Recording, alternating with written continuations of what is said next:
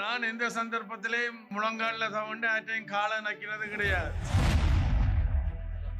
International ஒப்சர்வர்ஸுக்குள்ள இந்த கரிசன் எல்லாத்தையும் hand over பண்ணி போட்டு டாக்ஸ்க்கு போயிட்டு போறது உண்மையில சனத்துக்கு நல்லது, எல்லாத்துக்கும் நல்லது.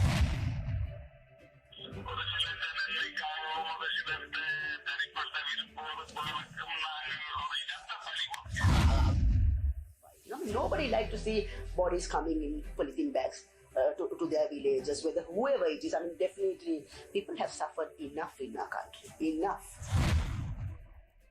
பிரபாகரனின் கடைசி மணி நேரங்கள் என்னதான் நடந்தது? ஏன் மே 17 திகதி வரை காத்திருந்தனர்? ப்ராஜெக்ட் பெகான், ஆபரேஷன் பெகான் பற்றி ஏன் பேசுகின்றார்கள் இல்லை?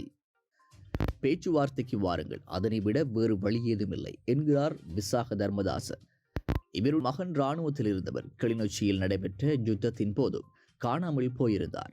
யுத்தத்தினால் பாதிக்கப்பட்ட பெண்களினதும் யுத்தத்தின் போது காணாமல் போன படைவீரர்களை பெற்றவர்களினதும் அமைப்பின் ஸ்தாபகராக விசாக தர்மதாசாவை நான் லண்டனில் சந்தித்து நேர்காணல் ஒன்றை மேற்கொண்டிருந்தேன். இந்த நேர்காணலை தமிழர் தகவல் நடுவத்தின் காலம் சென்ற பொறுப்பாளர் வைரமுத்து பரதகுமார் ஏற்பாடு செய்து தந்திருந்தார். பரதகுமார் தமிழீழ விடுதலை புலிகளினுடைய தலைவருக்கு மிக வேண்டப்பட்டவர். பிரபாகரன் மிக நெருங்கிய வட்டத்தில் ஒருவர். எதிர்பாராத விதமாக இந்த நேர்காணல் புலிகளினுடைய ஆயுதங்கள் மௌனிப்பதற்கு ஓராண்டு முன்பாக 2008 மே 18 நடைபெற்றது. பிரித்தானியாவில் சரோ பகுதியிலே விசாக தர்மதாச தங்கியிருந்த வீட்டில்தான் இந்த நேர்காணல் பதிவு செய்யப்பட்டது. You will lose nothing by sitting to talk. You don't lose people, you don't lose ground, you don't lose wealth. So I understand where the struggle starts very well. Finding solutions is exactly what I want to tell Mr. Prabhakaran. In fact, I have asked to see him in person. I have got a letter from him, exactly Thangan signed and said that I was really looking forward to see him. Also to tell the same message that sit at the table, and that's exactly what I say. I don't believe that 86% of the people are supporting the war. Even if people are supporting Mahinda's war, they're supporting not because they want the war. They think that this is the only way that they can finish this and get peace quickly. Because if you know how they fight the war, they say it is for peace. So that's why people, if they're supporting, they support. Because they are fed up of this fighting. I mean, nobody like to see bodies coming in polythene bags to their villages, whether whoever it is. I mean, definitely people have suffered enough in our country. Enough. And we have to say it's enough now. 2009 பிப்ரவரி 3 அன்றைய பாராளுமன்ற உறுப்பினர் MK சிவாஜிலிங்கத்தை லண்டனில் அவர் தங்கியிருந்த வீட்டில் வைத்து அவரை சந்தித்தேன். சிவாஜிலிங்கம் உட்பட தமிழ் தேசிய கூட்டமைப்பின் பெரும்பாலான தமிழர் பாராளுமன்ற உறுப்பினர்கள் அந்த யுத்தத்தின் போது மேற்கு நாடுகளில் தான் இருந்தனர். இந்த சந்திப்பை முன்னாள் டெலோ உறுப்பினர் சோதிலிங்கம் ஏற்பாடு செய்திருந்தார். MK சிவாஜிலிங்கம் பிரபாகரின் உறவினர். பிரபாகரனை தன்னுடைய 11 வயதில் காப்பாற்றியவர். பிரபாகரனுடைய பெற்றோருக்கு இறுதியில் கூட இருந்து செய்ய வேண்டியவற்றை செய்தார். விடுதலை புலிகள் வேறொரு உலகத்தில் வாழ்ந்து வந்ததாக கூறியவர். தமிழீழ விடுதலை புலிகள் தங்களுடைய ஆயுதங்களை சர்வதேச சமூகத்திடம் ஒப்படைத்துவிட்டு சரணடைவதே தமிழ் மக்களுக்கும் தமிழீழ விடுதலை புலிகளுக்கும் உகந்தது என மே 17, 2009 புலிகள் சரணடைவதற்கு 3 மாதங்களுக்கு முன்னரேயே பிப்ரவரி 3, 2009 தேசம் நெற்றுக்கு தெரிவித்திருந்தார். ஒரு தமிழீழம் நேஷனல் ஆர்மி என்ற மாதிரி நேஷனல் லிபரேஷன் நேஷனல் ஆர்மி ஒவ்வொரு தினம் ஒரு நாட்டெல்லாம் வச்சு அது வர குழப்பிட்டான். அது ஒரு பேரை வச்சுக்கொண்டு டெரோ regiment, LTT regiment, EPR regiment, EPR heroes regiment. இன்னொன்று அப்படின்னு சொன்னா ஓவரால் ஆபரேஷன் ஒன்று நாங்க பிளான் பண்ணி தனித்தனியா பிரிச்சு கொடுத்துடுறோம். ஆனா அந்த நேரத்தில் என்ன நடந்தால் LTT வேணும்னு பிளான் பண்ணி ராமுக்குள்ளார வந்து உள்ள வந்ததே புரோட்ட உள்ள வரவழாக பண்ணி பிறகு வெளியில போயிட்டான் அடிச்சான். அவன் செய்தெல்லாம் எல்லாத்துக்கும் சேர்த்தான். இப்ப எல்லாரும் நாங்கள் சேர்ந்துட்டு இப்ப பாட்டு பாடுறோம். என்ன வரதராஜ பெருமாள் சொல்லியிருந்தவன் நீங்க பாத்தீங்கன்னா திருப்பி சீஃப் மினிஸ்டரா இருக்கீங்க. 86 ஏப்ரல் 29 தமிழ்ல மட்டும் இல்லாம போயிடுச்சு. செலவு கட்டை அடிச்சாப்பிடும். அது சண்டையோட தமிழ்ல எது இல்லாம போச்சு. அது அடிக்கடி சொல்றோம். சின்ன சின்ன மோதல் வர்றதுன்றது வர டோட்டல் அடிச்சு வாய்ப்பு அளவுக்கு போறதுன்றது தமிழ் கன்செப்டிலே ஆள் உறுதியா இருக்குன்னு உறுதியா இருக்க மாதிரி தான் காட்டிக்கொள்றேன். நான் என்ன பொறுத்தளவு இவ கொஞ்சம் இறுக்கி நாங்க எல்லாரும் சேர்ந்து வேலை செய்ய பண்ணியிருந்தா ஏதாவது ஒன்று கொண்டாந்துக்கலாம். ஏன்னா இப்போ போன இந்த மார்ச் மாதம் நீங்க பாத்தீங்கன்னா 2008 மார்ச்ல சுவனேஸ்வரன் எம்பி கிளைமோர்ல அடிபட்டார். அந்த சித்தப்பட்டுக்கு போயிட்டு சேனாதி என்ன தனியா 3.5 மணி நேரம் காய்ச்சி வரான். 3.5 மணி நேரம் காய்ச்சி என்ன செய்றீங்க இல்ல அப்படி செய்யாங்க இப்படி செய்யாங்க high commissioner Indian high commissioner வந்து காய்ச்சிருக்கான் இப்படி பண்ணிருக்கான் என்ன காய்ச்சினாங்க கடைசியா என்ன அவுட்புட். பிறகு பாத்தீங்கன்னா இப்போ ஒரு செப்டம்பர் அளவில் நினைக்கிறேன் செப்டம்பர் அக்டோபர் அளவில் ரெண்டு எம்பிமாரோட காய்ச்சிருக்காரு தியானந்தமூர்த்தியோட கையெழுத்து இதே தான் காய்ச்சினாங்க. வந்தவர்களுக்கு அடுத்த ஆட்டத்தை பற்றி அடுத்த அதை பற்றி படுறது அப்படியே அரசியல் பேச்சுவார்த்தை ஆரம்பிக்கிறதோ இல்லை என்ன செய்யறதுன்ற பற்றியும் ஒரு தீர்க்கமான முடிவே வந்திருக்கணும். இல்லை தமிழீழம் என்றது தனி சுதந்திர தமிழ்ல பல சுதந்திரம் ஒரு கான்ஃபெடரேஷன்ல இருந்தோண்டு பிறகு பார்ப்போமா இல்லையா எங்களுக்கு ஒரு ஃபோர்ஸ் அவங்களுக்கு ஒரு ஃபோர்ஸஸ் அப்படி இப்படின்னு சொல்லி கம்பைன் பண்ணி இருந்தா கூட சன நிம்மதியா வாழ்ந்துருக்கிறேன். இப்ப அமைச்சர் நாங்களும் என்னோட எந்த கருத்து என்னென்னால் ஒரு கெட்ட உலகத்துல வாழ்ந்த மாதிரி ஸ்ரீகாந்தனே நானும் ஒரு நாள் இருந்து காய்க்க 2000 ரவிராஜ் சிறந்த அப்புறம் ஸ்ரீகாந்தன் எம்பியா வரைக்க இல்லை நீங்க சில விஷயங்களை யோசிக்கணும் சில செட்டில்மெண்ட்டுக்கு போகணும் பேச்சை திருப்பி டாக்ஸ் ஸ்டார்ட் பண்ண வேணும் என்ன அப்பதான் கிழக்கு மாவட்டத்துல நடந்துட்டு இருக்கு பிரச்சனை. அப்ப நாங்க இல்ல இது வந்து இப்படியே வந்துட்டா சனம் தாங்காதுன்னு சொல்ல வழிக்கிட இல்ல இல்ல அப்ப உங்களுக்கு ஒரு வெளிநாட்டு பின்னணியில உங்களுக்கு ஒன்றும் இல்லத்தானே இல்ல இல்ல சில நாடுகள் எங்களுக்கு ஆதரவா இருக்காங்க இயற்கை இருக்குன்னு சொல்ல வழிக்கிட்டேன். அது எங்களை ஏமாந்து சொன்னதா அல்லது அவரை நம்பி ஏமாந்து இருந்தாரா தெரியல.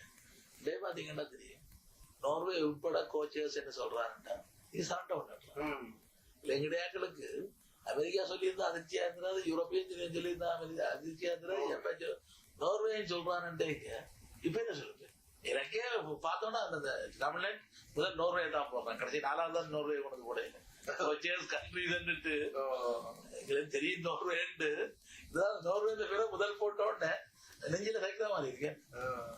நீ பீஸ் புரோக்கரா இருந்து போட்டு பிரசிடென்டா இருந்து போட்டு இல்ல அவங்களுக்கு என்ன பொறுத்தவரை என்ன சொன்னா அந்த 95 செய்த மாதிரி அதை இப்ப கடைசி நிமிஷத்துலயா தூக்கி எடுத்து அந்த கான்ஃபெடரேஷனுக்கு போக முடியல. நல்ல கான்ஃபெடரேஷனை போட்டு அட்லீஸ்ட் கான்ஃபெடரேஷன் இல்லாமல் ஒரு பாக்கெட் பண்ணி ஒரு ஃபெடரலிசத்தை அதை எடுத்த மாட்டான் எங்களுக்கு வெற்றி. அதுக்கப்புறம் அடுத்த பார்க்கல அதை விட்டு கூட ஒன்று வில்லியன் இருந்து கொண்டு என்ன செய்யப்போம் எனக்கு தெரியல. சரண்டா பண்றதை விட ப்ரொடியூசர் இருந்தப்பறம் நாங்கள் ஒரு ஒரு ஒரு ஒரு மரியாதையோட செய்யலாம். இல்ல இப்ப நான் எனக்கு சொல்றேன் என்ன செய்யறேன்டாலும் இன்டர்நேஷனல் ஒப்சர்வர்ஸுக்குள்ள இந்த கரெக்ஷன் எல்லாத்தையும் ஹேண்ட் ஓவர் பண்ணி போட்டு டாக்ஸ்க்கு போயிட்டு போறது உண்மையில சனத்துக்கு நல்லது எல்லாத்துக்கும் நல்லது. இன்டர்நேஷனல் மேற்பார்வையில எங்களோட ஆயுதங்களை கண்ணடிப்புல வச்சுட்டு பேச்சுவார்த்தையை நடத்தி இறுதி தீர்வு ஏற்படுமாக இருந்தால் நாங்கள் அதை ஏற்றுக்கொண்டு நாங்கள் தயாரா இருக்கோம். டிஎன்ஏ ஒரு அரசியல் தீர்வை விடுதலை புலிகளுடைய ஆதரவை பெற்று அல்ல ஆசீர்வாதத்தை பெற்று சமர்ப்பிக்க தவறி விட்டது என்று நான் கருதுகிறேன்னா என்னால முடியாட்டி நான் விட்டுட்டு போவேன். நான் மற்றவனையும் மாட்டையும் வைக்கோல் சாப்பிட விடாமல் நானும் சாப்பிடாமல் இருந்து குழப்ப மாட்டேன்.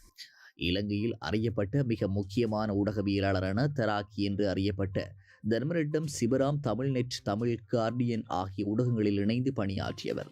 இவர் படுகொலை செய்யப்பட்டது ஏப்ரல் 29, 2005.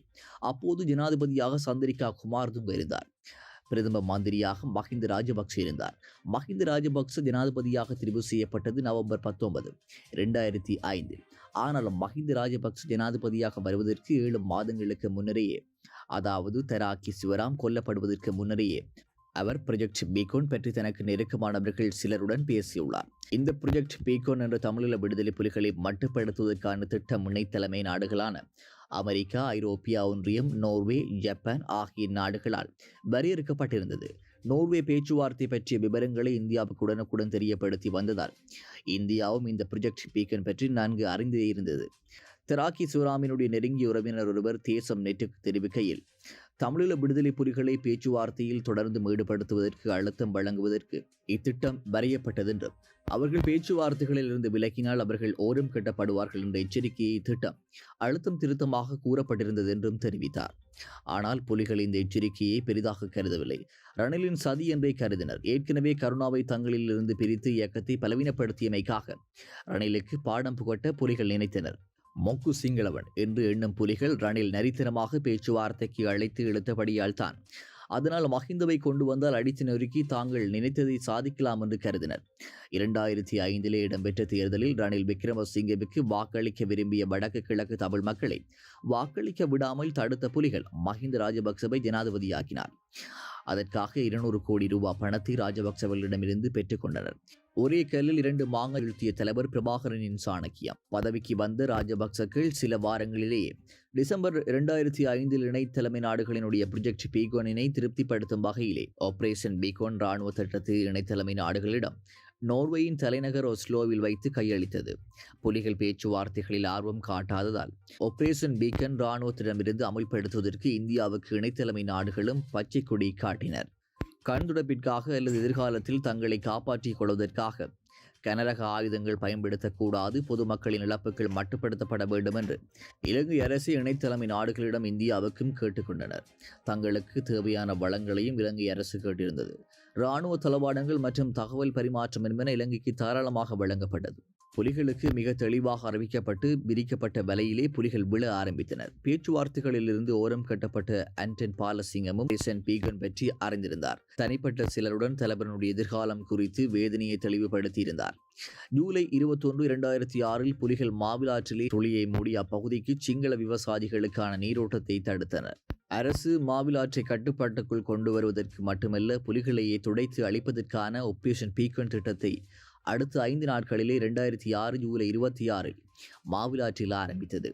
2 நாட்களில் மாவிலாற்றிலே இராணுவம் நிலை கொண்டது. ஆகஸ்ட் 11 மாவிலாற்று நீர் வளமை போன்று திறந்து விடப்பட்டது. 30 ஏப்ரல் 2007 வரையான ஓராண்டு காலத்துக்குள் ஆபரேஷன் பீகோன் திட்டத்தின்படி திருகோணமலையிலே சல்பூர் முதல் பனிச்சங்கேணி வரையான கடற்பிரதேசங்களையும் நிலப்பரப்புகளையும் பாரிய அளவிலான உயிர் சேதங்கள் இல்லாமல் இலங்கை படைவீரர்கள் கைப்பற்றினார்கள். இந்த ஆபரேஷன் பீகோன் திட்டப்படி மே 1, 2007 முதல் ஏப்ரல் 30, 2008 மன்னார் முதல் ஜுனேரியன் வரையான கடற்பகுதியையும் அதனோடு இணைந்த நிலப்பரப்பையும் கைப்பற்றுவது.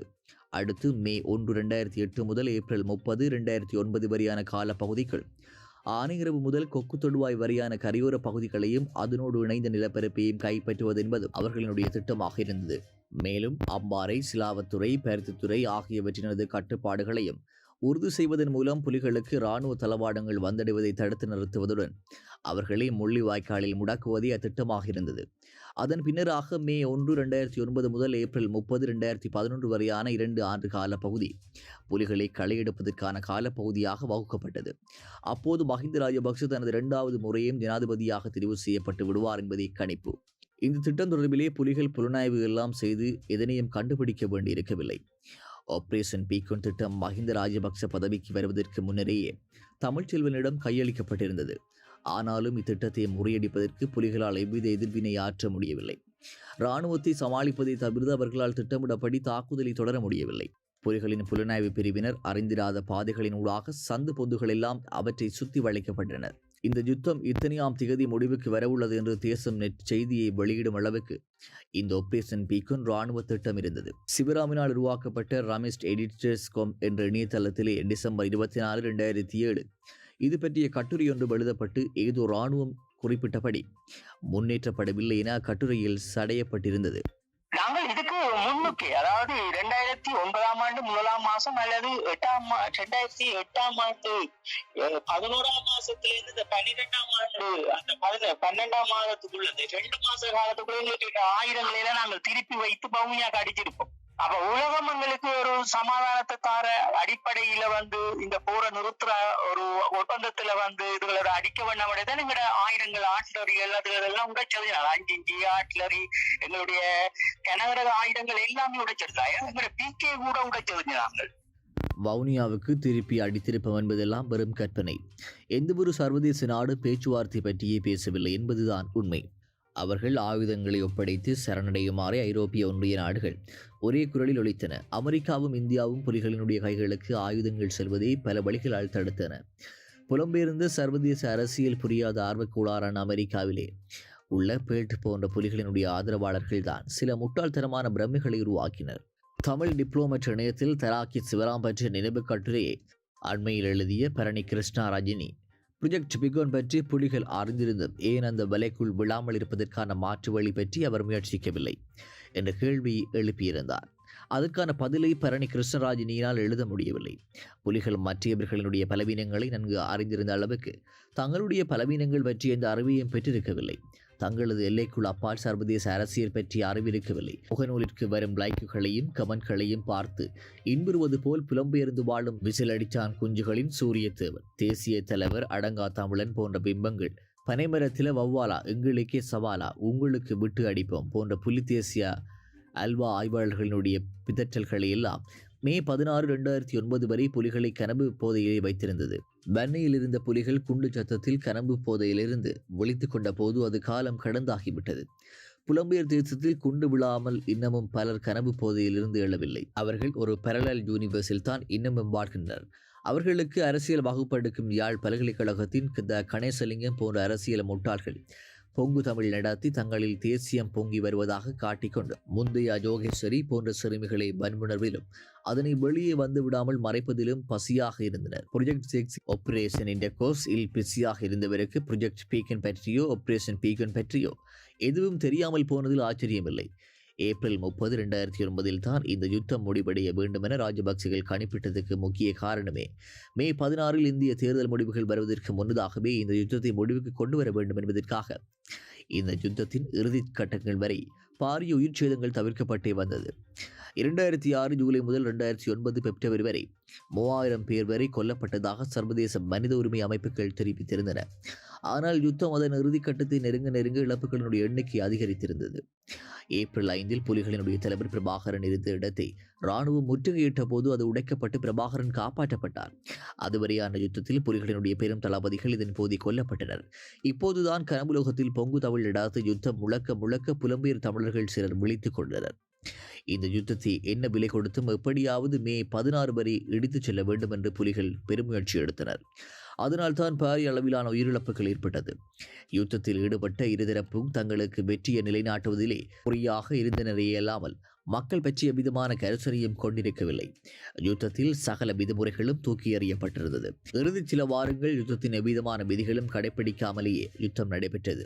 இந்திய தேர்தலில் மத்தியிலே காங்கிரஸ் கட்சியினுடைய தோல்வியும் தமிழகத்தில் ஜெயலலிதாவினுடைய வெற்றியும் அமைய பெற்றால் தாங்கள் காப்பாற்றப்படுவோம் என புலிகள் மலையாக நம்பியிருந்தனர். புலிகள் தங்கள் ஆய்வு கதையாளர்களிலும் மக்கள் வகை தொகையாக கொல்லப்பட்டால் சர்வதேசம் தலையிடும் என்று கொசோவோ உதாரணத்தையும் வைத்துக்கொண்டு ட்ரீல்கள் விட்டு அங்கு மக்கள் கொல்லப்படுவதற்கு காரணமாகினர். கலாநிதி, ரட்டம், நித்யானந்தன் போன்ற அரசியல் முட்டாள்கள் வணங்கா மண் அனுப்புகிறோம் என்று தங்களுக்கு தமிழ் தேசிய சாயம் பூசி கூத்தாடினர். இப்போது பாலியல் துஷ்பிரயோகம் செய்வதற்கு நச்சான்றிதழ் கொடுத்துள்ளனர். மே 16, 2009 மம்மிக்காக காத்திருக்கும் தம்பி என்ற கட்டுரையை தேசம் நெட் வெளியிட்டிருந்தது. அதே தினம் இந்திய தேர்தல் முடிவு விடுதலை புலிகளினுடைய கருப்பு சீனி என்று மற்றொரு கட்டுரை எழுதினோம். ஆனால் புலிகள் எதிர்பார்த்தது நிகழவில்லை. தமிழகத்தில் கருணாநிதியும் டெல்லியில் காங்கிரசும் ஆட்சி அமைத்தது. உண்மையில் புலிகள் எதிர்பார்த்தது நடந்திருந்தாலும் அவர்களை யாராலும் காப்பாற்ற முடியாது என்ற ஒரு உண்மையை உணரும் வரை அரசியல் அறிவை அவர்கள் கொண்டிருக்கவில்லை. அவர்களை உசுப்பிவிட்ட புலத்து தமிழர்களுக்கும் அது பற்றிய தெளிவு இருக்கவில்லை. வன்னியில் மொத்த நிலப்பரப்பு 7859 சதுர கிலோமீட்டர். முல்லைத்தீவில் மொத்த நிலப்பரப்பு 2817 சதுர கிலோமீட்டர். ஆனால் மார்ச் மாதம் 3ஆம் தேதி புலிகள் வரும் 14 சதுர கிலோமீட்டர் எல்லைக்குள்ளே குறுக்கப்பட்டு விட்டனர். அப்போது அங்கு 2 லட்சம் பேர் இருந்தனர். மே 16, 2009 புலிகளுடைய நிலப்பரப்பு வரும் 5 சதுர கிலோமீட்டர்களாக குறுக்கப்பட்டு விட்டது. மறுநாள் மே 17 சூசையினுடைய தொலைபேசி அழைப்பில் போர் இப்போது இறுதிக்கட்டத்தில் உள்ளது, இப்போது கடைசி மணத்தியாலை சண்டை நடைபெற்றுக் கொண்டிருக்கிறது என தெரிவித்திருந்தனர். அண்ணா தெரிந்தானே உங்களுக்கு 17ஆம் தேதி போனாக்கள் முடிவு இல்ல. இங்கே நாங்கள் சுசேனாக்கள் எல்லாம் நாங்கள் பிரிச்சு அடைஞ்சிட்டோம். காங்கிய நாக்கள் இங்கால அடுத்த கட்டம் பொட்டமானாக்கள் தங்கள் ஆகுதியா. ஏன்னா அந்த நிமிஷத்தோட முடியுது. தேசிய தலைவரை பாதுகாக்க முடியாத வருத்தம் அவருக்கு பொட்டமானுக்கு. அத ஒண்ணுமே பண்ண முடியல. உலகம் நான் பண்ணிட்டு அவர் தனக்குரியதை தேடிட்டேன். இந்த நிமிஷத்தோட முடியுது எல்லாம் என்றது. ஒன்றுமே இல்லை, ஒருவர தொடரும் இல்ல, ஒன்றும் இல்ல. பாலச்சந்திரக்கு இறந்த தொடரும் இல்ல. அதெல்லாம் சும்மா கட்டுக்கதைகள். இதெல்லாம் உங்களுக்கு தெரியாது. பாலச்சந்திரனுக்கு ரமேஷ் அண்ணாக்கு தெரியல. ஆனா ஒரு விடயம் என்னன்னு சொன்னா, ஏதோ ஒரு வகையில ரமேஷ் அண்ணா அவர்கள் பொட்டமானுக்கு அறிவிச்சிருக்கிறார். இது நாங்க நினைச்சதை விட இங்க ஒரு மிக மோசமான ஒரு கொடிய இதுக்குள்ள மாட்டுப்படுத்த வேண்டிய நியூஸ் மட்டும் அங்க போயிட்டு பொட்டமானு. அப்ப பொட்டமான அன்னைக்கு படுத்து எல்லாரும் பிரிஞ்சு தான் கொஞ்சம் தூரம் தள்ளி எல்லாரும் நின்று நாங்கள் எல்லாரும் ஒன்றாவே இருக்கிறதுல கொஞ்சம் கொஞ்சம் டீமா தான் இருந்தாங்க. அப்ப அந்த நேரத்துல தான் ஏற்கனவே பிள்ளைங்க நெஞ்சில போல்சரோட இருந்தது, வெடிமருந்து போல்சரோட அண்ணியும் அப்படி அணிஞ்சு கொண்டு தான் இருந்தது. அண்ணன் அந்த நிமிஷம் எடுத்த முடிவுல அவங்க இந்த மண்ணோட அப்படி ஆகுதியாக்குன ஒரு குடும்பத்தை இன்றைக்கு தங்களுடைய சொந்த வாழ்வுக்கா இப்ப நாங்கள் இப்ப போராளிகள் அந்த நிமிடம் அந்த நிமிஷத்துக்குள்ள நடந்த பிரச்சனைகள், அந்த விடியச்சாமம் 17ஆம் தேதி விடியச்சாமம் நடந்த பிரச்சனைகளை இன்றைக்கு தாங்கினாம தான் நாங்களாம் ஒரு நோயாளியாக இங்க மாற்றப்பட்டிருக்கோம் மனநிலைமையாக. அப்ப அவர்களையெல்லாம் அவர்கள் வாழ்றார்களே என்ற ஒரு பேச்சு சொல்ற இந்த சமூகம் வெட்கப்படணும் முதல்ல. இந்த சண்டையில் சொர்ணம் மற்றும் சசி மாஸ்டர் ஆகியோர் கொல்லப்பட்டிருக்கலாம் என நம்பப்படுகிறது. இறுதி கட்டத்தில் பொட்டமான் தன்னுடைய குடும்பத்தோடு தற்கொலை செய்து கொண்ட போது தன்னுடைய உடலும் யாருக்கும் கிடைக்காதவாறு பார்த்து கொண்டோர் என பொட்டமானோடு உரையாடியதாக கூறும் முன்னாள் போராளி விவரிக்கிறார். 17ஆம் தேதி விடியச்சாமம் இங்கே நாங்கள் நாளை குறிப்பிடவில்லை என்றால் அதையும் அடுத்து இவர்கள் வியாபாரம் செய்வார்கள். சூசையண்ணா அவர்கள் விழிப்பு அடைந்தபடி அவரை நாங்கள் வைத்திருக்கின்றோம். காங்கேயன் அவர் காயமடைந்தபடி அவரை நாங்கள் வைத்திருக்கின்றோம். அப்போது பொட்டம்மான் தொடர்பு கொள்ளுகின்றார்.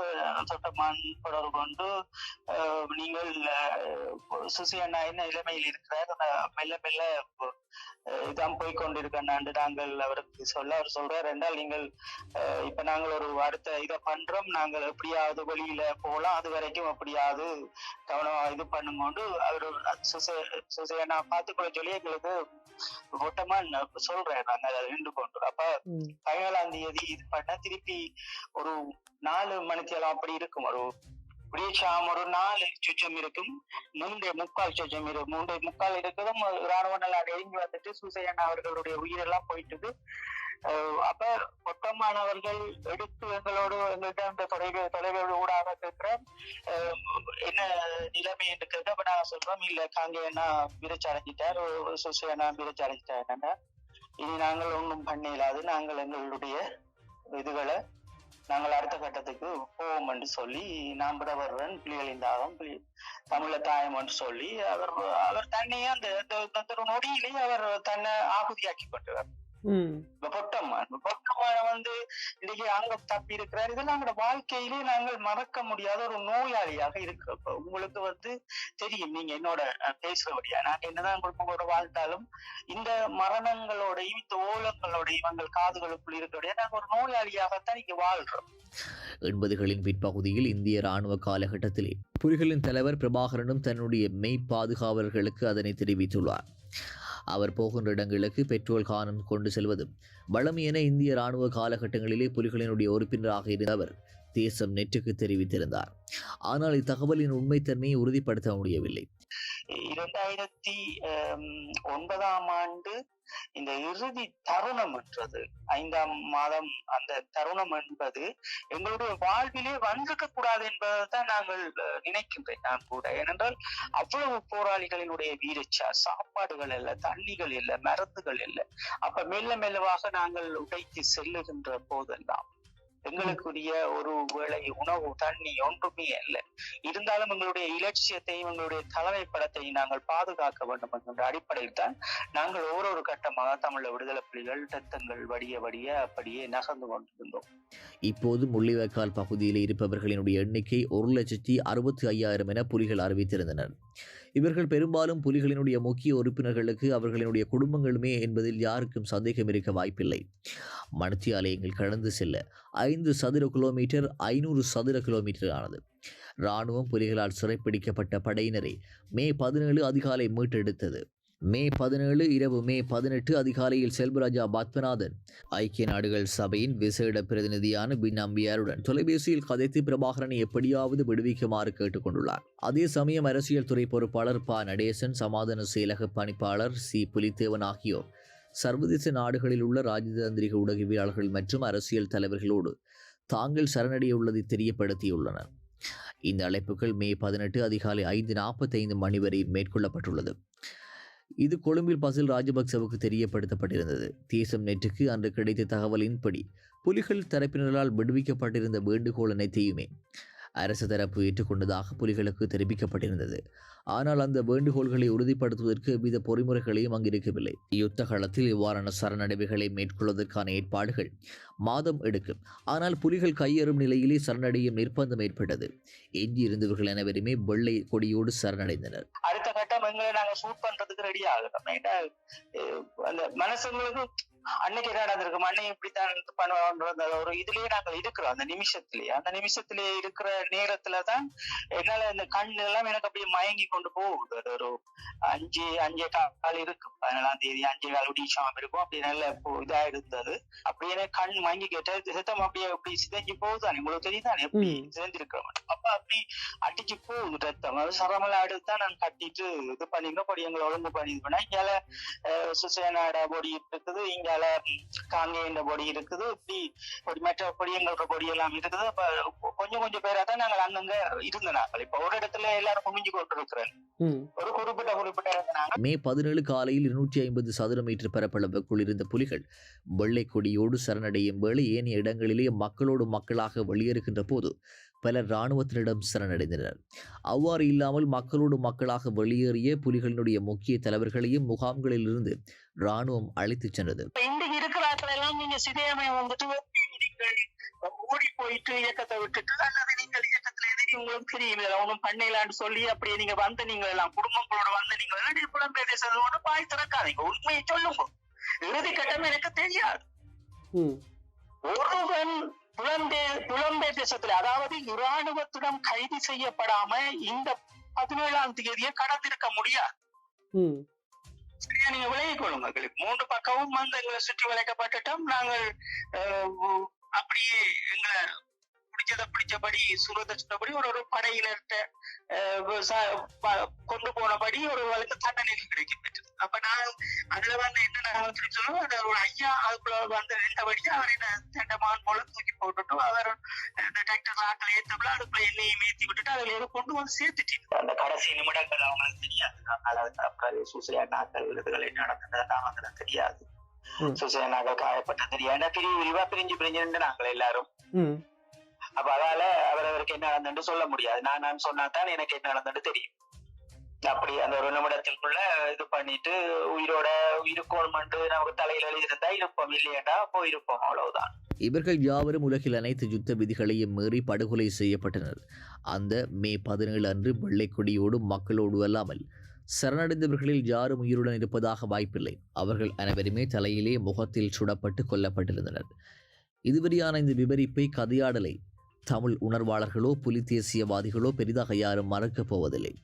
இலங்கை இராணுவம் இதனை ஏற்றுக்கொள்ளப் போவதில்லை. அவர்கள் யாவரும் யுத்தத்தின் போதே கொல்லப்பட்டனர் என்ற விவரிப்பை கதையாடலை மட்டுமே அவர்கள் திரும்ப சொல்வார்கள். எங்களுடைய அடுத்த கட்ட நடவடிக்கையை நாங்கள் பொறுமையாக காட்டுக்கொண்டு வந்து நாங்கள் இறுதியில் இந்த முடிவு எங்களுக்கு உலகம் தந்துச்சு. இன்றைக்கு எல்லாரும் சொல்லணும், தேசிய தலைவர் தன்னை தானாவது தமிழை புரிஞ்சு கொள்வோம். நீங்கள் இப்ப நாங்கள் ஒரு உலகம் வியக்கத்தக்க ஒரு மதிக்கத்தக்க ஒரு உன்னதமான ஒரு தேசிய தலைவரை நாங்கள் எப்படி சொல்றோம், தன்னையே தான் ஆகுதியாக ஆக்கி கொண்டார். அந்த வசனத்தை நீங்க திருப்பியும் புரிஞ்சு கொள்ளுங்க. இது இராணுவம் சுடல்ல, அல்லது எவருமே தேசிய தலைவரை சுடவும் முடியாது. அவ்வளவு போராளிகள் இல்லை, எல்லாருமே வடிச்சு சுட வச்சினார். தேசிய தலைவர் இருந்த இடத்துல கடல்ல அங்கால பக்கம் வந்து பாத்தீங்கன்னா அது வந்து தண்ணி நிலம் வந்து நீரை போல் நிற்கக்கூடிய இடம். அப்ப அந்த இடத்துல அண்ணன் தனக்குரிய ஒரு இடத்தை தேர்வு பண்ணிக்கொண்டு எல்லாரும் அண்ணன் பார்த்திருப்ப அந்த நிமிஷம் ஒருவரை தொடரும் இல்லை. அப்படியே எல்லாரும் என்ன தொடரும் இல்ல, எல்லாம் முடிஞ்சுது, ஒன்றுமே இல்ல. அந்த விடியச்சாவும் 17ஆம் தேதி விடியச்சாவும் ஒன்றுமே இல்ல. பழச்சி இராணுவம் வந்துட்டு திருப்பியும் அடிச்சு கொண்டு வந்தவங்க அண்ணன் அங்கால அப்படியே திருப்பியும் வச்சு கொண்டு அதுக்கு பிறகு வந்துதான் திருப்பி அவங்களை எல்லாம் போய் கிளியர் பண்ணி கொண்டு எடுத்தவங்க. அண்ணன் வந்து அதை தானே தன்னை இதை தேடிக்கொண்டார்.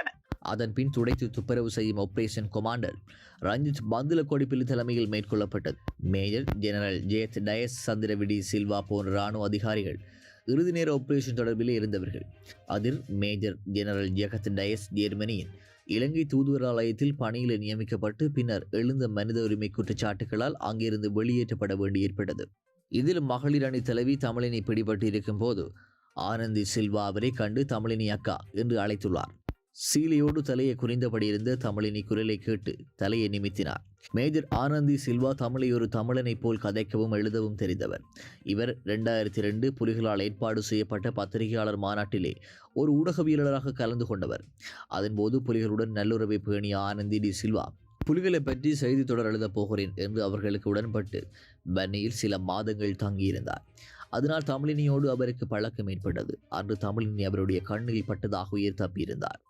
சரணடைந்தவர்கள் அனைவரும் கொல்லப்பட்டனர் என்ற விவரிப்பை ஏற்கும் தமிழ் உணர்வாளர்கள், புலி தேசியவாதிகள் அவ்வாறு கொல்லப்பட்டவர்களில் பிரபாகரன் ஒருவர் என்பதை மிக கடுமையாக எதிர்த்து இலங்கை இராணுவத்தினுடைய கதையாடலை இந்த இடத்தில் ஏற்றுக்கொள்கின்றனர்.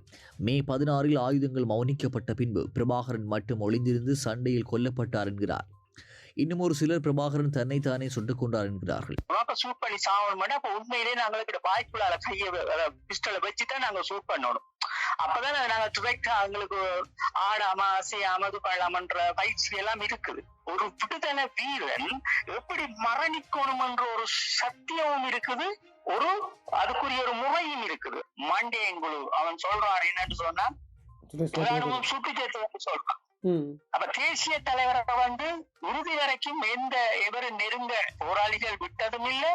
தேசிய தலைவர் தன்னால முடிஞ்ச அளவு அந்த இருந்து எல்லாரையும் வழிநடத்தி முடியாத ஒரு நிமிடம் வரக்குள்ள தானே தன் குடும்பத்தோட தான் உங்களுக்கு அந்த கொடி கிடைக்கணும், நீங்க அதை புரிஞ்சு கொள்ளணும், அடுத்த கட்டம் நீங்க அதை எடுத்துக்கொள்ளணும் என்றதான் தேசிய தலைவர் அந்த இடத்துல இருந்து. அங்க பங்கு ஒன்றுமே இல்லை. கடைசி கட்ட சண்டைகள்ல எங்களுக்கு ஒன்றுமே இல்லை. நாங்கள் சும்மா கிளறி போட்டு ஐநூறு நாங்கள் தண்ணியில் தோண்டினபடி இயற்கையாகவே சின்ன சின்ன கிடங்குகள் இருந்தது. அதுகளுக்குள்ளதான் நாங்கள் சின்ன சின்ன 10 இதுகளுக்குள்ள எங்களோட காலங்களை நாங்கள் அந்த 5 நாள் கடத்தி கொண்டு இருந்தாங்க. இனி ஒருவர் சொர்ணத்தை சுடச் சொல்லி பிரபாகரன் கட்டளையிட சொர்ணம் அவரை சுட்டார் என்கிறார்கள். ஆனால் அதற்கு முன்னரே சொர்ணம் சண்டையில் இறந்து விட்டதாக தெரிவிக்கப்படுகிறது. ஆனால் இந்த உரையாளர்களில் செல்பவர்கள் யாரும் பிரபாகரன் இறுதி நேரத்திலே நின்றதாகவோ தொடர்பில் இருந்ததாகவோ தெரிவிக்கவில்லை. இக்கதைகள் அனைத்தும் பிரபாகரன் மீது காட்டிய பிம்பத்தை தொடர்ந்து காப்பாற்றும் ஒரு முயற்சியே. மேஜர் ஜெனரல் ஜெகத் டயஸ் புலம்பெயர்ந்த தமிழர்களுடனான உரையாளர்களிலே பிரபாகரன் இறந்து விட்டார் என்பதை உறுதிப்படுத்தியுள்ளார். அதனை பல இராணுவ தளபதிகளும் கூறியுள்ளனர். ஆனால் எவ்வாறு கொல்லப்பட்டார் என்பதை வெளியிடவில்லை. அக்காலங்களில் பல்வேறு தவறான செய்திகள் ஊடகங்களாக வெவ்வேறு ஊடகங்களில் வந்தபோதும் தேசம் நெட் பிரபாகரன் இறந்து விட்டார் என்ற செய்தியை உறுதிப்படுத்தியது. இலங்கையில் அன்று எமது ஊடகவியலாளராக இருந்த காலம் சென்ற PM புண்ணியாமீன் யுத்தகளத்தில் நின்ற இராணுவ தளபதி ஊடாக அதனை உறுதிப்படுத்தியிருந்தார். மே 20 அன்று தேசம் நெட் பிரபாகரன் படுகொலை செய்யப்பட்ட செய்தியை ஈழத்தமிழ் ஊடகங்களின் முதலாக வெளியிட்டது. மறுநாள் 21 இந்தியாவின் மிக பெரும் துரோகம். பிரபா உட்பட புலிகளினுடைய தலைவர்கள் அவர்களினுடைய குடும்பங்கள் சரணடைந்த பின்னரே கொல்லப்பட்டனர் என்ற செய்தி கட்டுரை தேசம் நெற்றில் வெளியானது. பிரதனியா பல்கலைக்கழகத்தில் என்னுடைய நண்பரோடு ஒன்றாக பயின்ற இன்னும் ஒரு இராணுவ தளபதியும் பிரபாகரனுடைய குடும்பத்தினர் சரணடைந்ததை உறுதிப்படுத்தி இருக்கின்றனர். ஆனால் இவர்கள் யாவரும் வெளிப்படையாக வந்தது இதுதான் நடந்தது என்று சொல்வதற்கு அண்மை எதிர்காலத்தில் எவ்விதமான வாய்ப்புகளும் இல்லை. பிரபாகரன் பற்றி எந்த கதையாடலை யார் கேட்க விரும்புகிறாரோ அதற்கமைய இந்த கதையாளர்கள் அமையும். உண்மைகள் உறங்குவதில்லை. இந்திய சுதந்திர போராட்ட வீரர் நேதாஜி சுபாஷ் சந்திரபோஸ் விமானத்திலே கொல்லப்பட்டதாகவும் அவருடைய அஸ்தி ஜப்பானில் இன்று பாதுகாக்கப்பட்டு வழங்கப்பட்டு வருகிறது. அந்த இடத்துக்கு இந்திய அரசு வாடகையும் செலுத்துகிறது. ஆனால் சுபாஷ் சந்திரபோஸ் ரஷ்யாவிலே தலைமறைவாக வாழ்வதை பிரதமர் நேரு அப்போதைய பிரித்தானிய பிரதமர் அட்லிக்கு காட்டி கொடுத்து ஸ்டாலின் ஊடாக அவரை கைது செய்து தூக்கிலிட்டனர் என்பது சில தசாப்தங்களின் பின் வெளியானது உண்மை. உண்மைகள் எப்போதும் கசப்பானவை. நேருல ஆரம்பித்து நேரு தான் அந்த சதி செயலை செய்தவர். அதாவது அவரை வெள்ளையர்களிடம் போராடி அங்கிருந்து ஒளிந்து இருந்த நேதாஜியை வெள்ளையர்களிடம் பிரைம் மினிஸ்டர் ஆட்லியிடம் காட்டி கொடுத்தவர் நேரு. அது காட்டி கொடுத்தது மட்டும் இல்லாமல் அந்த ஆட்லியை வச்சு ஸ்டாலின் ரஷ்ய அதிபர் ஸ்டாலினுக்கு ப்ரெஷர் கொடுத்து நேதாஜியை தூக்கு போடும் வரை முக்கியமான இதில் வேலைகளை செய்தவர் நேரு. பின்னாடி வந்த காங்கிரஸ் தலைவர்கள் எல்லாம் இது மக்களுக்கு போய் சேரக்கூடாதுங்கிறதுக்காக இந்த உண்மைகளை பூரா மறைச்சிட்டு வந்திருக்காங்க. இன்றைக்கி வர பிஜேபி 12,000 பக்கங்களில் நேதாஜி சம்மந்தப்பட்ட டாக்குமெண்ட்லாம் கொடுத்துருக்காங்க. அதில் நிறைய டாக்குமெண்ட் திருடப்பட்டிருக்கு, அழிக்கப்பட்டிருக்கு. இது திருடியது யார், அழித்தது யார் எல்லாமே இன்னும் கண்டுபிடிக்கலை. இது எல்லாத்தையும் விட நேதாஜி ரஷ்யன் சிறையில் தூக்கிலிடப்பட்டாருங்கிற விஷயம் பிஜேபி அரசாங்கத்துக்கும் தெரிந்தும் கூட இன்று வரை அதை மக்களிடம் கொண்டு போய் சேர்க்காம இருக்காங்க. ஸோ நம்ம நாட்டுடைய சரித்திரம் பொய்யாக எழுதப்பட்டிருக்கிறது. நேதாஜிக்கு நடந்த பல விஷயங்கள், நேதாஜிக்கு நேரு போன்றவர்கள் செய்த துரோகங்கள், அது மற்ற தலைவர்களும் சேர்ந்து அவரை அடகு வச்சு அவரை உயிருடன் பிடித்து தருவவங்க கையெழுத்து போட்டு கொடுத்த அத்தனை விஷயங்கள் இன்று வரை மக்களிடம் போய் சேராமல் யாரோ ஒருவருடைய அஸ்தியை வச்சுக்கிட்டு அரசியல் நடத்திக்கிட்டு இருக்காங்க. மே 16 புலிகள் நிலை அப்போது மத்திய கிழக்கு ஜோர்தனுக்கு விஜயம் மேற்கொண்டிருந்த மஹிந்த ராஜபக்சவுக்கு தெரியப்படுத்தப்பட்டது. புலிகளின் சரணடைவு பற்றியும் மஹிந்த ராஜபக்சவுக்கு தெரியப்படுத்தப்பட்டிருக்க வேண்டும். நான் பயங்கரவாதத்திலிருந்து விடுவிக்கப்பட்ட நாட்டுக்கு நான் திரும்ப போகிறேன் என்று குறிப்பிட்டுவிட்டு மஹிந்த ராஜபக்ச மே 17 காலை கட்டுநாயக்கவில் தரையிறங்கி மண்ணை முத்தமிட்டார். பிரபாகரன் தன்னுடைய கட்டுப்பாட்டில் இருக்கின்றார் என்ற மமதியை மஹிந்த ராஜபக்சவினுடைய உடல் மொழியும் உரையும் உறுதிப்படுத்தியது. எல்லோருடனும் வெள்ளை கொடியோடும் பிரபாகரன் சரணடைந்தார் என்ற உண்மை மிக கசப்பானது. அதற்கு பின் நடந்த சம்பவங்கள் இன்னமும் கசப்பானவை. இபிடிபி தலைவர் தோழர் டக்ளஸ் தேவானந்தா அண்மையில் வெளியிட்ட பதிவில் வருமாறு குறிப்பிடுகிறார். இப்ப நான் எந்த சந்தர்ப்பத்திலேயும் தவண்டு முழங்கால தவண்டு ஆற்றையும் காலை நக்கிறது கிடையாது, சரண்டர் பண்ணினதும் கிடையாது. ஆனால் கைது செய்யப்பட்டிருக்கிறேன். தான் இதையெல்லாம் செய்யவில்லை என்று தோழர் டக்ளஸ் தேவானந்தா சொல்ல வருவதன் மூலம் அவர் குறிப்பிடுவது இதையெல்லாம் பிரபாகரன் செய்தார் என்பதற்காகவே. அவர் குறிப்பிட்டு சொல்லுகின்ற விடயங்களுக்கு அதற்கும் மேலாக நடந்த வீடியோ கிளிப்பாக பதிவு செய்யப்பட்டு வந்தது. அதன்படி சரணடைந்த பிரபாகரனுடைய குடும்பத்தினர் பலாங்குடை முகாமுக்கு கொண்டு வரப்பட்டு அங்கு பிரபாகரன் குடும்பத்தினர் மனித விழுமியங்களுக்கு புறம்பாக நடத்தி துன்புறுத்தப்பட்டார். மதிவதனியும் துவாரகாவும் பாலியல் துன்புறுத்தல்களையும் அனுபவித்தனர். இவை பதிவு செய்யப்பட்ட காணொலி அங்கிருந்து இராணுவ தளபதிகளால் தங்களுக்கு நெருக்கமானவர்களுக்கு காண்பிக்கப்பட்டது. அரசியல் உயர்மட்டத்தில் உள்ளவர்களுக்கு காண்பிக்கப்படுவதற்காக இது பதிவு செய்யப்பட்டிருக்கலாம். அந்த காணொலி தேசம் நெட்டுக்கு நெருக்கமான ஒருவரால் பார்க்கப்பட்டது. அது பற்றிய பதிவும் தேசம் நெட்டில் வெளியாக இருந்தது. அந்த காணொலியின் பிரதியை எடுக்க முயன்ற போது அது உடனடியாகவே மறைக்கப்பட்டது. அந்த காணொலியில் காண்பிக்கப்பட்ட விடயத்தை அமைச்சர் டக்ளஸ் தேவானந்தா மறைமுகமாக சுட்டிக்காட்டியுள்ளார். சாதாரணமாக ஒரு தமிழினமாக இந்த விடயத்தை ஜீரணிப்பது மிக கடுமையானது. புலிகளுடைய பிரபாகரனுடைய எதிரிகள் கூட இந்நிலைமையைத்தான் ஜீரணிக்க கஷ்டப்பட்டார்கள். புலிகளின் தலைவர் பிரபாகரன் மீது அவருடைய அரசியல் மீது மிக கடுமையான விமர்சனங்களை வைப்பவர்கள் கூட பிரபாகரன் தனது குடும்பத்தாரோடு இறுதி வரை அன்று போராடியதையும் அப்போராட்டத்துக்கு அர்ப்பணித்ததையும் மிக பெருமையாக கருதுகின்றனர். இந்த சரணடைவு என்பது யுத்தம் ஒரு அம்சம், தவிர்க்க முடியாது. ஒரு சில நாட்கள் சரியான உறக்கமும் உணவும் இல்லாததால் நாம் சிந்திக்கவோ சரியான முடிவுகளை எடுக்கவோ முடியாது. அப்படி இருக்கையில் ஒரு சில கிலோமீட்டருக்குள் ஒரு சில வாரங்கள் தக்க உணவு உறக்கமின்றி நிம்மதியின்றி இருந்த ஒருவர் மிக நேர்த்தியான முடிவை எடுக்க முடியாது. அன்று இருந்த சரணடைவை தவிர வேறு எதுவும் வழியில்லை. இந்நிலைக்கு புலிகள் தள்ளப்பட்டதுக்கு புலம்பெயர்ந்த தமிழர்களினுடைய தமிழ் தேசிய கூட்டமைப்பினுடைய அரசியல் அறிவின்மையும் பஞ்சபக புகழ்ச்சியும் அவர்களுடைய சுயநலம்புகளுக்கு முக்கிய காரணமாக இருந்தது. பிரபாகரனும் புலிகளும் தமிழ் சமூகத்தினுடைய உற்பத்திகள் தான். அவர்கள் வானத்திலிருந்து குதிக்கவில்லை. பிரபாகரன் ஒழித்து கட்டப்பட வேண்டும் என இரா சம்பந்தன் விரும்பியிருந்தார். அவர் புலிகளையோ மக்களையோ காப்பாற்ற இந்த முயற்சிகளையும் எடுக்கவில்லை. இதை எம்பிகே சிவாஜிலிங்கம் தேசம் நெற்றுக்கு வழங்கிய நேர்காணலில் தெரிவித்திருந்தார். விடுதலை புலிகளை குறிப்பாக பிரபாகரனையும் அவரது குடும்பத்தாரையும் படுகொலை செய்ய வேண்டும் என்ற எண்ணம் இலங்கைக்கு அவ்வளவாக இருந்திருக்க வாய்ப்பில்லை. ஜேவிபியின் ரோஹண விஜயவீர பிகேகே ஒச்சிலான் போன்ற சிறையில் அடைத்து தமிழ் மக்களது உள்ளுணர்வை நொறுக்க ராஜபக்சக்கள் விருப்பமாக இருக்கலாம். சில சமயம் ஏனைய ஆயுத அமைப்புகள் அரசியலுக்கு வந்தால் போல் புனர்வாழ்வு பெற்று பிரபாகரனும் பிற்காலங்களிலே அரசியலுக்கு வந்திருக்கலாம். இப்படித்தான் நடக்குது என்று மறுதியிட்டு கூற முடியாது. ஆனால் பிரபாகரன் சரணடைந்து இந்தியாவுக்கு தெரிவிக்கப்பட்டதாகவும் இந்தியாகவே பிரபாகரன் குடும்பத்திலே ஒவ்வொரு உறுப்பினரிடம் உயிருடன் இருக்கக்கூடாது என்ற உத்தரவை இலங்கை அரசுக்கு வழங்கியதாகவும் இலங்கை உயர்வுடத்திலிருந்து சில தகவல்கள் தேசம் நேற்று கேட்டியது. பிரபாகரனோ அல்லது அவருடைய குடும்பத்தினரோ உயிருடன் இருந்ததாக தமிழகத்தில் சிக்கல்களை ஏற்படுத்தும் என்ற அச்சம் அதற்கு காரணமாக இருக்கலாம். ஏப்ரல் 5 விடுதலை புலிகளினுடைய பின்னடைவை சந்திக்க போது புளொட் அமைப்பினூடாக இந்தியாவுக்கு புலிகள் தங்களுடைய சரணடைவை தயாராக இருப்பதை தெரியப்படுத்தியிருந்தனர். இந்திய தூதரகம் பிரபாகரனும் பொட்டமானும் தவிர்ந்த ஏனைய போராளிகளை தாங்கள் காப்பாற்ற ஏற்றுக்கொள்ளவும் தயார் என்றும், ஆனால் அவர்கள் இருவரையும் ஏற்றுக்கொள்ள மாட்டோம் என்று தெரியப்படுத்தியிருந்ததாக புளொட் வட்டாரங்கள் தேசம் நெட்டுக்கு தெரிவித்திருந்தன. இந்தியாவின் முழுமையான ஒத்துழைப்பு இன்றி இலங்கையினுடைய அரசால் இந்த யுத்தத்தை வென்றிருக்க முடியாது. ஆகையால் இந்தியாவினுடைய விருப்பத்துக்கு அமைய பிரபாகரனின் குடும்பத்தினர் மீளவும் முள்ளிவாய்க்கால் கொண்டு செல்லப்பட்டு அங்கு படுகொலை செய்யப்பட்டனர். பிரபாகரனின் தலையில் ஏற்பட்ட காயத்தை ஆய்வு செய்த ஐரோப்பிய நிபுணர் பிரபாகரனுக்கு மிக கிட்ட இருந்தே துப்பாக்கி வெட்டு தீர்க்கப்பட்டு கொல்லப்பட்டிருக்க வேண்டும் என்று குறிப்பிட்டுள்ளார். இந்த இடையில தண்ணியில பாத்தீங்கன்னா சில திட்டங்களுக்கு இந்திய ராணுவம் நேரடியா களத்துல இறங்கி ஒரு எங்களோட போராளிகளை இடையில சிக்கப்பட்ட போராளிகளை எடுத்துக்கொண்டு வச்சு அவங்கள கேட்டுட்டு அவங்கள சுட்டு தெரியாத மாதிரி புதைச்சிட்டு போனவங்க தான் இந்த இந்திய ராணுவமே. இப்படியான சம்பவங்கள் செய்து போட்டுட்டு இந்தியா காரணங்களுக்கு நாட்டை பிடிக்கி தர போறாங்க மாதிரி பல நெடுமாறன் எங்களுக்கு பிடிங்கி கொண்டிருக்காங்க. அது நெடுமாறனுக்கு நாங்கள் சொல்றோம், நாங்கள் தேசிய தலைவரோட நாங்களே அறிவிச்சிடும். இவ்வளவு காலம் நாங்கள் போட்டிருக்க மாட்டோம். தமிழ் சமூகம் இந்த படிப்பினைகளில் இருந்து நிறையவே கற்றுக்கொள்ள வேண்டும். அடைந்தால் தமிழீழம், இல்லையேல் மரணம், செய் அல்லது செத்துமடி போன்ற புண்ணாக்கு மொழிகளுக்கு முற்றுப்புள்ளி வேண்டும். வாழ்க்கை என்பது அது அல்ல, இது என்று பைனரி மொழி அல்ல.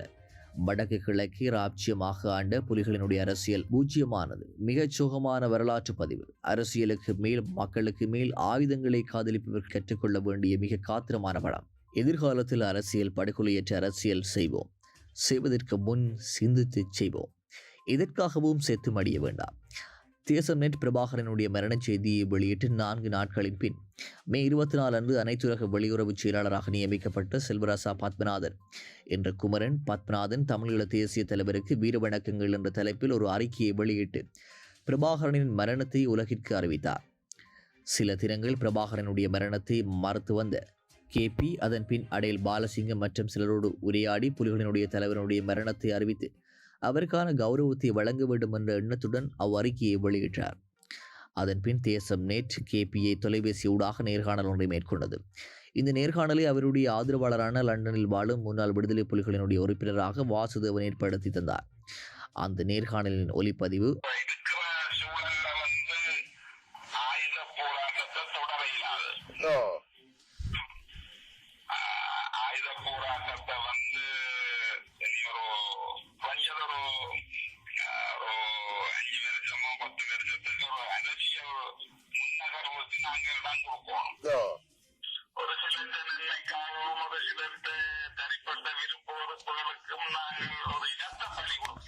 அதுதான் முக்கியம். இதுல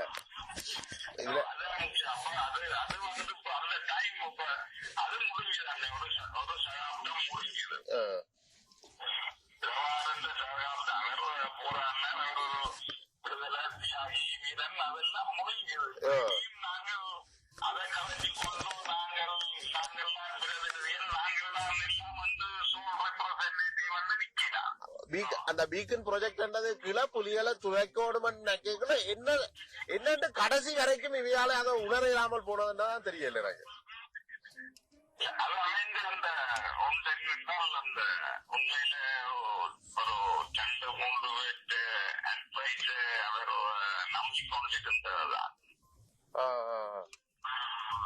அவருக்கு பக்கத்துல ஈவன் கடைசி நேரங்கள்ல கடைசி காலங்கள்ல என்னோட மனம் திறந்து கதைச்சாலும் அந்த பக்கத்துல 24 மணித்தியாலம் இருக்கிறாங்கிற அந்த ஆலோசனையில் அவரை பிள்ளையான டிரெக்ஷனுக்கு கொண்டு போயிட்டு நான் இந்தியன் கவர்மெண்ட் உடைய கழிச்சனா, அங்கால அமெரிக்கா உடைய கழிச்சனா, யூஎன் உடைய கழிச்சனா, ரஷ்யாவோட உடைய கழிச்சனா. அப்ப அந்த இன்டர்நேஷனல் கம்யூனிட்டி அந்த வாய்ஸ் உண்டாதான் இருந்தது. யூஎன்ல இருந்து இந்தியன் கவர்மெண்ட் வரைக்கும் ஒரே வாய்ஸ் தான், ஒரு சேஞ்சும் இல்லை. அப்ப யூஎன்ல இருந்து ஜப்பான் வரைக்கும் எல்லாருமே உண்டத்தான் கேட்டது என்னென்றால், okay you lay down the arms first. அதை நீங்கள் ஒரு சிம்பாலிக்கா முதல் செய்யுங்க, அதுக்கு பிறகு பொலிட்டிக்கல் டயலாக். அது இப்போ ஜனவரியில இருந்து நான் கடைசி இப்போ நீங்க சொல்ல போனால் ஒரு மே 10ஆம் தேதி வரைக்கும் இந்த மூவ் ஓடிக்கொண்டிருந்தது. அவைகளோட ஆகியமையில போய்கொண்டிருந்தது. எனக்கு கிரீன் சிக்னல் தந்தது மே 15. Too late. அப்ப அவன் என்னன்னா அந்த இந்தியன் எலெக்ஷன்ல அந்த ஒரு மாற்று அரசாங்கம் வெறும் அத்வானியோ ஜெயலலிதா அந்த கோலிஷன் வெறும் அவியல் தமிழீழத்தை டிக்ளேர் பண்றேன்னு சொல்லி இருக்கணும். அவையில் ஈஸ்வரா கொண்டுருவோம் என்று சொல்லி இருக்கணும். ஆனபடியா அது வரைக்கும் வெயிட் பண்ணுவோம்ன்றதுதான் இந்த கடைசி நேரம் வரைக்கும் வைக்கிருந்த நம்பிக்கை. ஈவன் ஜெயலலிதா வந்தாலும் அது உடனே ஒன்றும் ஒரு டைம் தேவை, அதெல்லாம் ஒரு இம்பாசிபிள். நீங்கள் அதை விட்டுட்டு உடனடியாக ஒரு பொலிட்டிக்கல் ப்ரோசஸுக்கு வாங்குவாங்க. அதாவது ஒரு ஸ்டேட்மெண்ட் ஒரு ஸ்டேட்மெண்ட் அமெரிக்காவில் இது ஓகே பிரபான ஒரு ஸ்டேட்மெண்ட் வேண்டும். மிச்சம் நாங்கள் செய்யணும். இந்தியன் எலெக்ஷனையே குறிக்கோளா நம்பி இருந்துக்கலாம். இன்னொரு காரணம் எங்களுக்கு வெளியுலகத்தின் உதவி கிடைக்காம போனது என்னன்னா, எங்களை கிரெடிபிலிட்டி உண்மையில புரியதுன்னா ஒருத்தர் நம்ப